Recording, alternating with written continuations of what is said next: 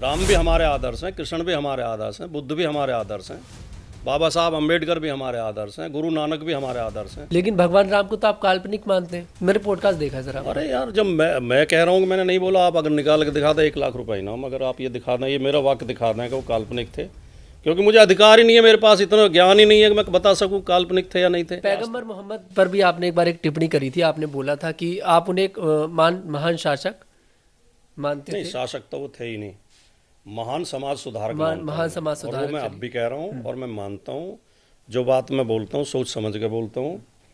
गलती से जल्दबाजी में कभी कोई निकल जाए तो गलती मानने में कोई बुराई नहीं है, लेकिन ये बात मैंने सोच समझ के कही थी, क्योंकि मैंने मोहम्मद साहब के बारे में पढ़ा है, मैं उनके बारे में जानता हूँ।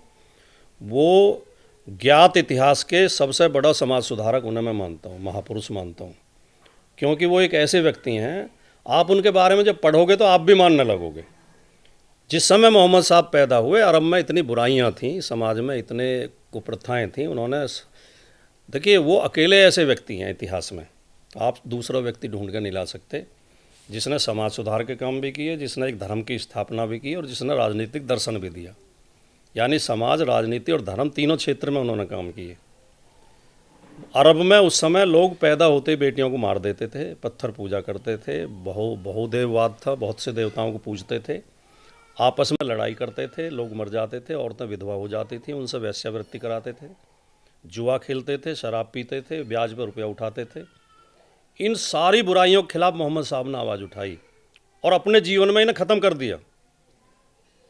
और कुरान शरीफ में इसके लिए सब चीज़ों के खिलाफ लिखा हुआ है, इन सब हराम माना गया है। ब्याज लेना हराम है, शराब पीना हराम है, जुआ खेलना हराम है, वेश्यावृत्ति हराम है, बेटियों को मारना हराम है, पत्थर पूजा हराम है। ठीक है। फिर उन्होंने उनके पीछे लोग खड़े हो गए और उनके नाम से एक नए धर्म निकला, और जो आज दुनिया में दूसरे नंबर का धर्म है संख्या में।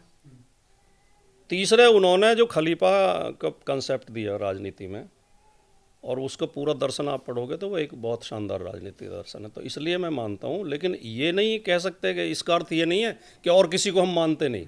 राम भी हमारे आदर्श हैं, कृष्ण भी हमारे आदर्श हैं, बुद्ध भी हमारे आदर्श हैं, बाबा साहब अम्बेडकर भी हमारे आदर्श हैं, गुरु नानक भी हमारे आदर्श हैं। अच्छी अच्छी बातें सबसे सीख लेनी चाहिए। लेकिन भगवान राम को तो आप काल्पनिक मानते हैं। नहीं, मैंने कब कहा कि आपने एक पॉडकास्ट देखकर आया हूँ मैं आपका, आपने बोला, मैंने रामायण के रामचरितमानस के बारे में बोला है। आपने ये भी बोला है कि भगवान राम कहीं ना कहीं काल्पनिक थे। ना, ये मैंने कभी नहीं बोला, कहीं भी नहीं बोला। मेरे पॉडकास्ट देखा है सर आप। अरे यार, जब मैं कह रहा हूँ कि मैंने नहीं बोला, आप अगर निकाल के दिखा दें 1 लाख रुपए इनाम, अगर आप ये दिखा दें, ये मेरा वाक्य दिखा दें कि वो काल्पनिक थे, क्योंकि मुझे अधिकार ही नहीं है, मेरे पास इतना ज्ञान ही नहीं है कि मैं बता सकूं काल्पनिक थे या नहीं थे। कई लोगों की भावनाएं आहत हो जाती हैं जी। राम तो एक महाकाव्यात्मक पात्र हैं जी। रामायण एक महाकाव्य है जी, ठीक है नहीं जी। या कह सकते हैं कि पौराणिक पात्र हैं जी। इतिहासकारों को अभी तक राम के होने के कोई ऐतिहासिक प्रमाण नहीं मिले हैं जी, तो वो ऐतिहासिक पात्र नहीं है। मैंने रामायण और रामचरितमानस के बारे में बोला। रामायण और रामचरितमानस दोनों महाकाव्य हैं, ठीक है नहीं। ये पढ़े लिखे लोगों की समझ में आएगी बात, सामान्य लोगों की समझ में नहीं आएगी। ये धर्म ग्रंथ नहीं है, न ये इतिहास हैं, ये महाकाव्य हैं, रामायण और रामचरितमानस। यस। और ये जहाँ भी कोर्स में पढ़ाए जाते हैं, ये साहित्य के विभाग में पढ़ाए जाते हैं। और महाकाव्य में कल्पना भी होती है, अतिशयोक्ति भी होती है, ठीक है नहीं। तो इन्हें हमें महाकाव्य की तरह ही पढ़ना चाहिए। और महाकाव्य की आलोचना भी की जाती है, साहित्य की आलोचना भी की जाती है। तो मैंने जो बोला था, आप ठीक से सुनना उस पॉडकास्ट को। अगर आप नाम ले दो किसके साथ था, तो मैं नाम नहीं बता रहा वैसे। हालांकि मैंने देखा उसमें रामायण रामचरितमानस सब चीज़ों का जिक्र आपने किया है। रामायण और रामचरितमानस महाकाव्य हैं, मैं इन्हें इतिहास और धर्म ग्रंथ नहीं मानता, और हैं भी नहीं। लेकिन भगवान राम के बारे में तो रामायण से ही पढ़ेगा इंसान ज़्यादातर, क्योंकि सब कुछ उनके रामायण में बताया गया उनके बारे में। अगर आप एक तरह से रामायण को काल्पनिक कह रहे हैं तो भगवान राम को काल्पनिक कह रहे हैं। नहीं, आपको पता है कितनी रामायण है सर? अब जो रामायण नहीं पता है आपको? मुझे नहीं पता, लेकिन अच्छा, मैं बताता हूँ। एक रामायण जो है दशरथ जातक के नाम से बौद्धों की रामायण है, जिसमें दशरथ को वाराणसी का राजा बताया गया, और जिसमें राम, लक्ष्मण और सीता को भाई बहन बताया गया, ठीक है। एक जैनियों की रामायण है, जिसमें सीता को रावण की बेटी बताया गया। एक स्वयंभू की परमचरु है जो उसमें है, अपभ्रंश भाषा में है, वो मैंने कोर्स में पढ़ी है। उसमें ये उल्लेख आता कि बाली ने रावण को अपने बगल में दबा लिया था और 6 महीने तक दबाए रखा, भूल गया दबा के। ठीक है। फिर एक वाल्मीकि की रामायण है, फिर तुलसी की रामचरितमानस है, फिर पेरियार की सच्ची रामायण है, मैथिली संगुप्त की साकेत है, उन्होंने भी लिखी है, कालिदास की भी है रघुवंशम संस्कृत में। ठीक है। भवभूति की भी है उत्तर रामचरित। ठीक है।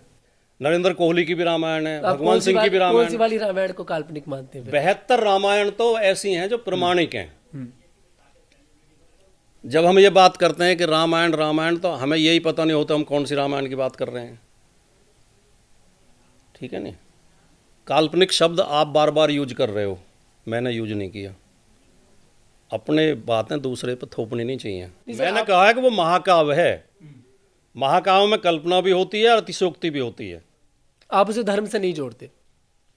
कैसे मतलब रामायण आप कुछ विवादित बात कहलवाना चाहते हैं? नहीं, मैं विवादित नहीं कहलवाना चाह रहा तो सीधे सीधे पूछो। नहीं, मैं सीधे सीधे पूछ मैं इतने क्लियर कह रहा हूं, राम इतिहास पुरुष हैं या काल्पनिक हैं, भगवान हैं या मनुष्य हैं, इस बारे में मुझे बोलने का अधिकार नहीं, क्योंकि इतना ज्ञान मुझे है नहीं। सर, इस बात खत्म हो गई। बिल्कुल। मैथिली संगुप्त ने जब साकेत लिखी तो पहली पंक्ति उनकी है कि राम तुम मनुष्य हो, ईश्वर नहीं हो क्या? विश्व में रमे हुए हर जगह नहीं हो क्या? फिर मैं अनीश्वर हूं, ईश्वर क्षमा करे, तुम ना रमो तो मन तुम में रमा करे। ठीक है। तो कबीर कहते हैं दशरथ सुत तिहु लोक बखाना, राम नाम का मरम है आना। कबीर कह रहे हैं कि दशरथ सुत और है और वो असली राम कोई और है। तो बड़े बड़े महापुरुष इस पर चक्कर खाए हुए हैं, तो मैं इतना ज्ञानी कहाँ हो गया कि राम के विश्लेषण कर सकूं। अब आओ राम पे, रामचरितमानस पे और वाल्मीकि रामायण पे। मैंने ये कहा और फिर दोहरा रहा हूँ, चौथी पांचवी बार कह रहा हूँ, आप उसे पता नहीं क्यों घुमाना चाहते हो बात को, कि ये दोनों महाकाव्य हैं। महाकाव्य होता है साहित्य, साहित्य में कल्पना भी होती है और अतिशयोक्ति भी होती है। ठीक है नहीं। रामचरितमानस में एक चौपाई आती है, बीते संवत सहज 87 तजी समाधि शंभु अविनाशी। 87,000 साल तक वो समाधि लगा के बैठे रहे और 87,000 साल बाद उन्होंने समाधि खोली। तो ऐसी अतिशयोक्ति साहित्य में अलंकार लाने के लिए, उसकी खूबसूरती बढ़ाने के लिए करी जाती हैं। तो उन पर टेक्निकल तौर पर उलझोगे तो हमारी नासमझी है। साहित्य को साहित्य की तरह उसका आनंद लेना चाहिए। रामचरितमानस मैंने 3 बार पढ़ी है और उसमें बहुत अच्छी अच्छी चौपाई हैं, बहुत सुंदर सुंदर चौपाई हैं।